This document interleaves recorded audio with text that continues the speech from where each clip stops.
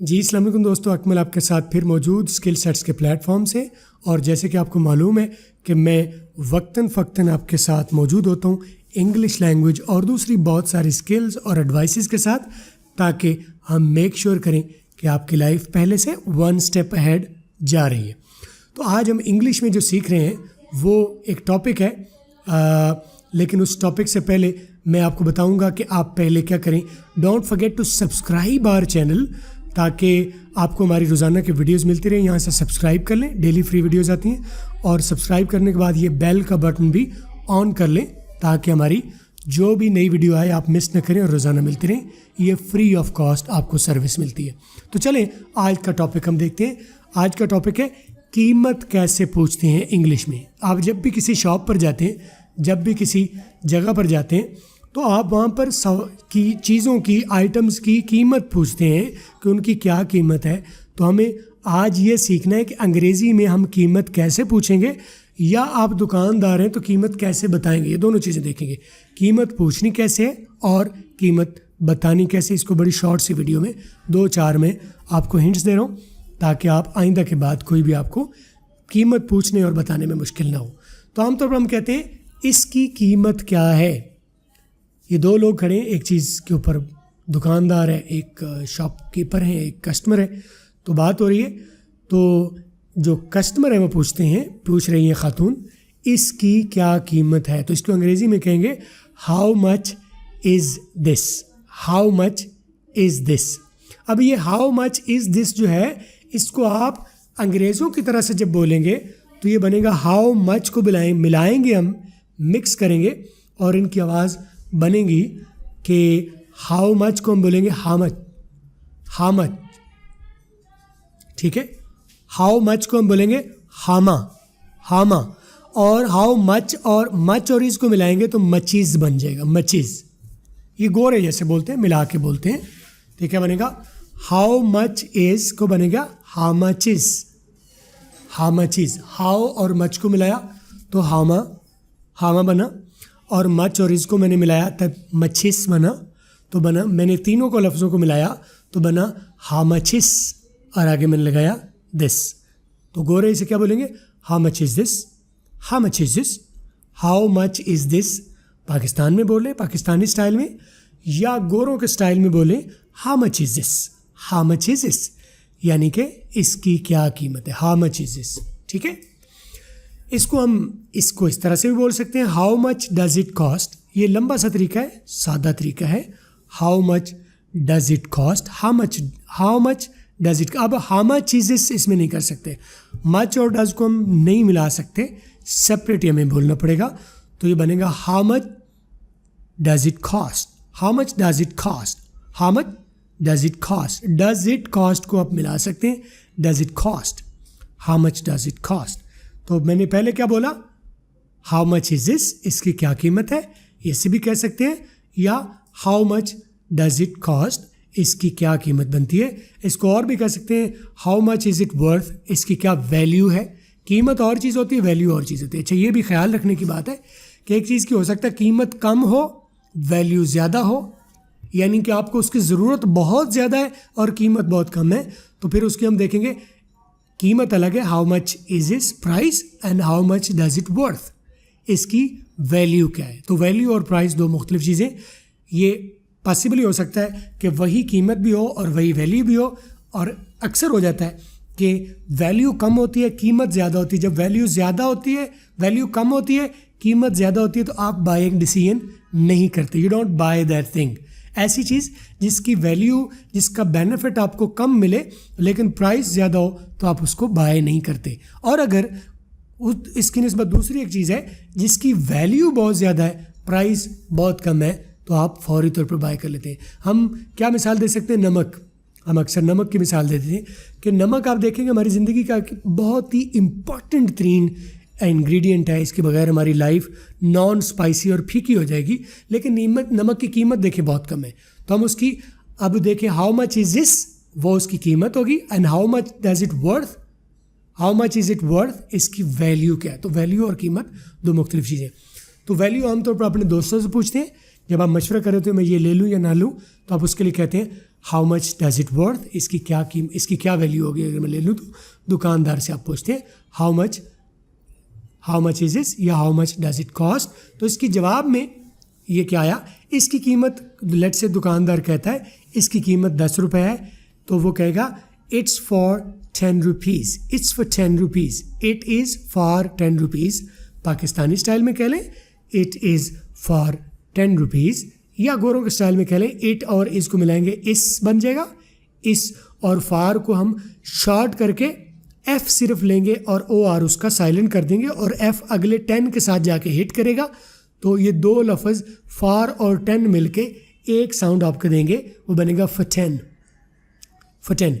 अब it is मिलके गोरों ने क्या बनाया इस, इट्स हम पाकिस्तान में इट्स बोल लेते हैं, गोरे इसको इट्स नहीं बोलते, वो इसको इस बोलते हैं, उसका टी भी साइलेंट हो गया और आई भी साइलेंट हो गया, तो इस इट्स की बजाय गोरे हम तो लिखते हैं इट इज़, इसको कॉन्ट्रैक्ट किया जाए तो गोरे हम तो इसको लिखने में लिख लेते हैं इट इज़ इट्स, लेकिन बोलने में उसे उसका टी भी साइलेंट कर देंगे, तो इट इज़ मिला के गोरों ने बोला इस, और फार और 10 को मिला के क्या बोला, फार का मैंने ओ आर उड़ा दिया, पीछे रह गया एफ़ और एफ़ जाके 10 के साथ मिला तो बनेगा फटेन।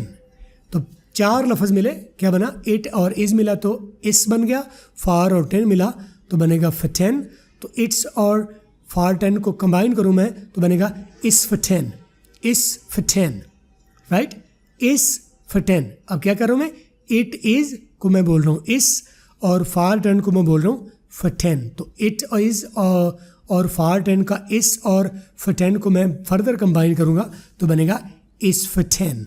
रुपीज़ आगे कर लें, डॉलर कर लें, ग्रैंड कर लें, रियाल कर लें, कुछ भी जो भी आपकी करेंसी है, राइट, इस फटेन, इस फटेन रियाल, इस फटेन ग्रैंड, इस फटेन डॉलर, इस फटेन रुपीज़, इस फटेन, इस फटेन। अब 10 है तो इस फॉर 10 कर लिया, इस फॉर 20 है तो इस फॉर 20, इट्स फॉर 30 है तो इस फॉर 30, इस फॉर 40 है इस फॉर 40, इट्स फॉर 50 है तो it's for 50, it's for 100, for 100, for 200, for 1000, right, इस फॉर 1000, फॉर 1000 भी कर सकते हैं, फॉर 1000 भी कर सकते हैं, और 1000 का जो लफ्ज़ मैं बोल रहा हूँ हो सकता है अभी आपको मुश्किल लगे, इसके ऊपर TH का साउंड के लिए अलग मेरी वीडियो मौजूद होगी, आप चैनल पर देख सकते हैं या हमारा फुल कोर्स ऑर्डर कर सकते हैं, उसमें हमने तफसील से गाइड किया है, ठीक है। अब हम देखते हैं कि रुपए के साथ कुछ पैसों में भी कीमत होती है, उसको भी देखते हैं, तो उसको क्या करेंगे, इसकी कीमत 20 रुपये 75 पैसे, लेट से किसी की चीज़ की कीमत होती है 20 रुपये, 10 रुपये 25 रुपये और उसके ऊपर पैसे भी हैं, तो उसको इंग्लिश में हम कैसे बताएंगे, तो हम उसे बोलेंगे इस 20 रुपीज़ एंड 75 पैसास। इस फार कर लें या सिंपली इट्स कर लें, और इट्स को मैंने क्या बोला, इट इज़ है, इट्स है, और गोरे से क्या बोलेंगे इस फार बोल लें या फार ना बोलें दोनों चलेगा, इस फॉर 20 रुपीज़ एंड 75 पैसाज या इस 20 रुपीज़ एंड 75 पैसाज, फार लगा लें गुड है, ना लगाएं तब भी चल जाएगा, तो बनेगा इट इज़ 20 रुपीज़ एंड 75 पैसाज अगर आप लोकली पाकिस्तान या इंडिया में बोल रहे हैं, लेकिन जब गोरा इसे बोलेगा तो बोलेगा इस फॉर 20 रुपीज़ एंड 75 पैसा, 70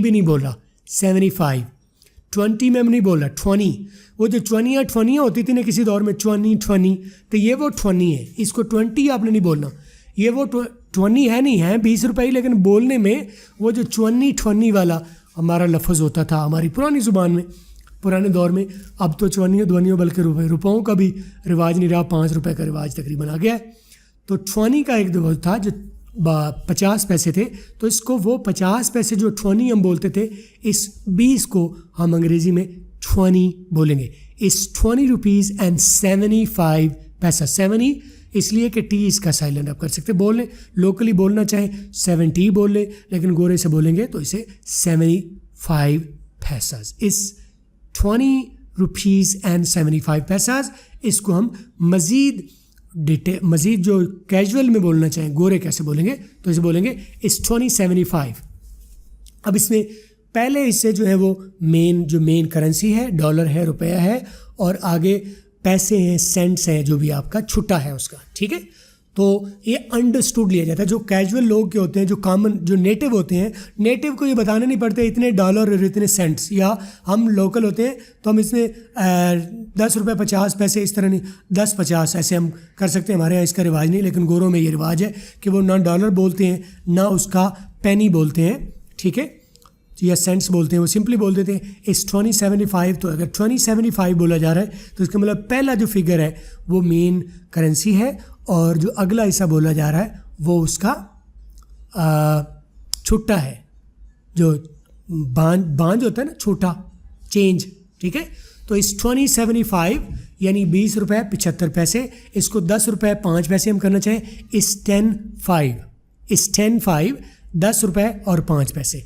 अच्छा, 40 रुपये और 35 पैसे कहेंगे, इस 40-35, इस 40-35 इसको कह सकते हैं इट्स 40 रुपीज़ एंड 35 पैसा, इट्स $40.35, या इस 40-35 करेंसी आपकी जो भी रुपया है, रियाल है, डॉलर है, आप जो भी लगा लेंगे।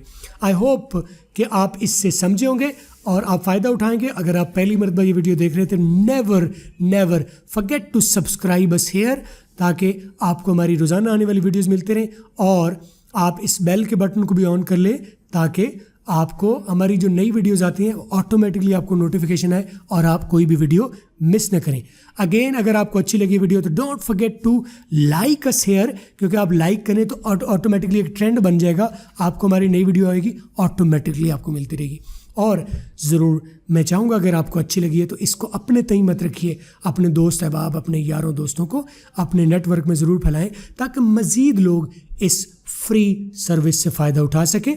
आप लोग शेयर कीजिएगा। और आज क्या सीखा, मज़ीद क्या सवाल पूछना चाहेंगे, मज़ीद क्या चीज़ प्यास रह गई जो मैं नहीं डिस्कस पाया, ज़रूर मुझे अपने कमेंट्स में बताइएगा, ताकि अगली वीडियो में मैं आपकी जो रिकमेंडेड टॉपिक है आपके नाम के साथ हम मेंशन करें आपको, और हम आपके रिकमेंडेड टॉपिक पर वीडियो बनाएं। इंशाल्लाह अगली वीडियो के साथ मेरी मुलाकात होगी आपके साथ। देखते रहिए, लाइक करते रहिए, शेयर करते रहिए, कमेंट करते रहिए, और सब्सक्राइब और बेल को ऑन करना मत भूलिएगा। अगली वीडियो के साथ फिर मुलाकात है। अपना ख्याल रखिएगा।